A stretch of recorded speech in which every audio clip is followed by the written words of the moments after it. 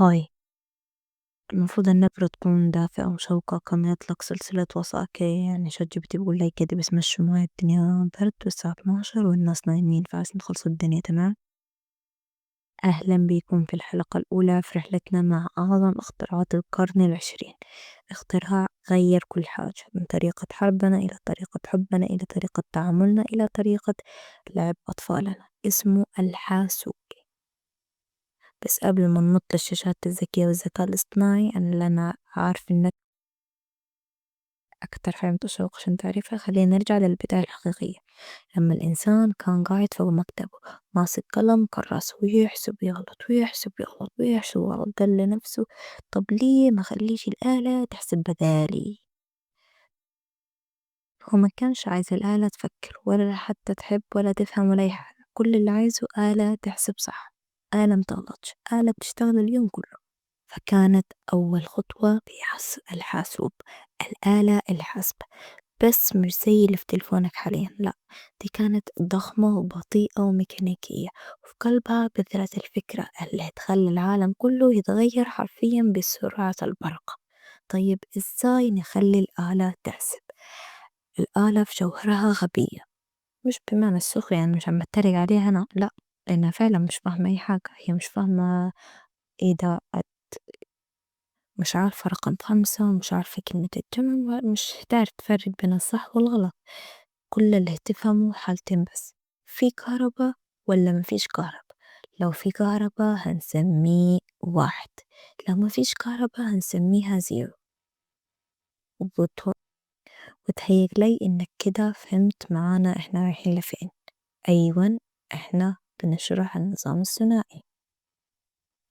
لما عرفوا العلماء إنه الآلة بتتعامل مع الحالتين دي بس، قالوا ليه ما نبني نظام عد كامل على الحالتين دي بس. وهنا ظهر النظام الثنائي. مش نظام غريب، ده نظام بسيط جدا. بدل ما نستخدم الأرقام من 0 ل9 زينا، هتستخدم رقمين بس، 0 و1. في كهرباء ولا مفيش كهرباء. هنا مش هيهتموا بالعدد الفولتات أوي على قد ما يهتموا بالوجود ذات نفسه، في كهرباء ولا مفيش كهرباء. طب هتقول لي ايه معنى الكلام ده؟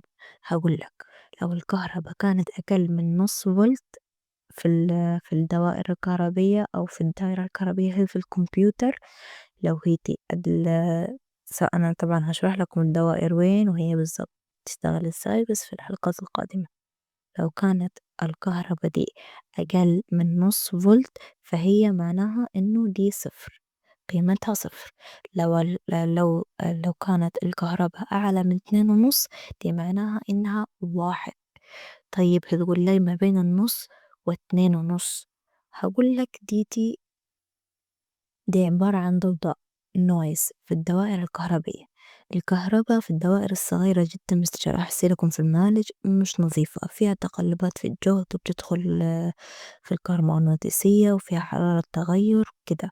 يعني لو بعدت 2.5 فالإشارة ممكن توصل 2.3 أو 2.7 بسبب الضوضاء. فعلشان كده في النظام الثنائي احنا بنبعد ما بين الرقمين ديلا، النص و2.5.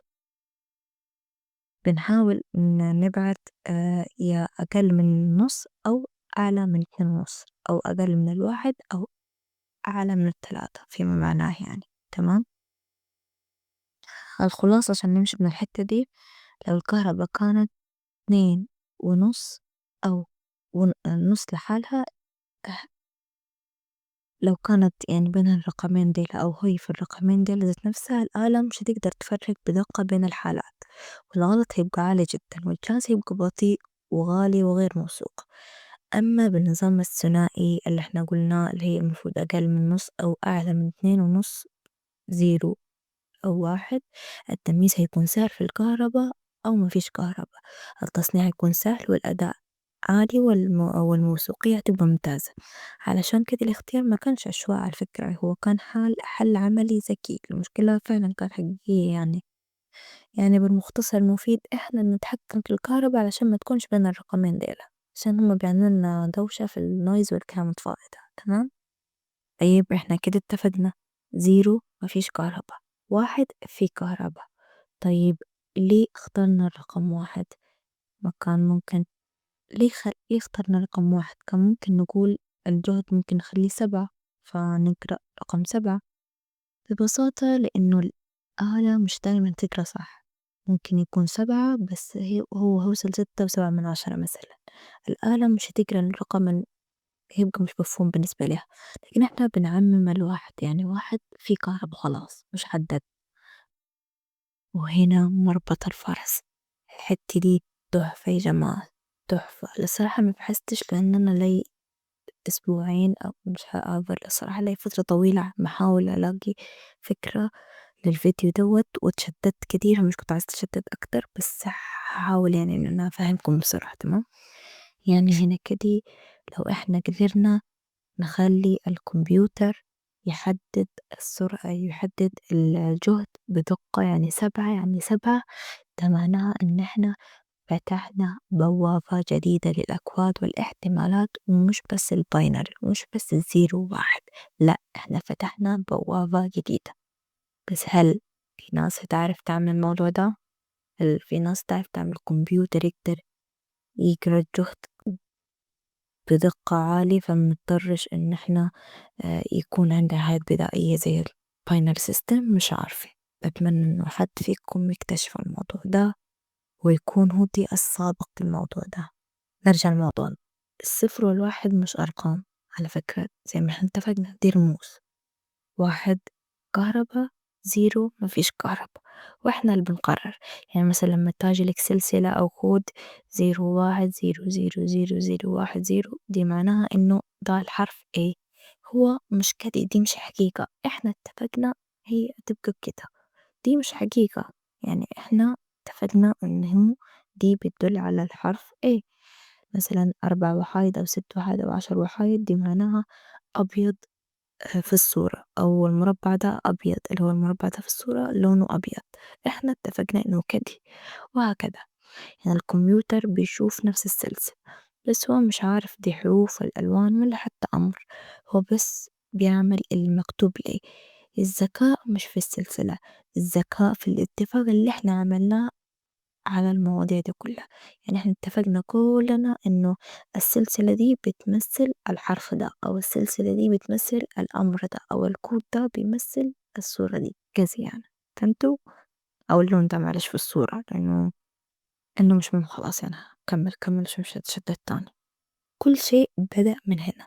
الآلة الحاسبة في الأول كانت بس بتحسب، بس لما اخترعنا طريقة بنخلي الزيرو والواحد يمثلوا أي حاجة حرفيا انطلقنا.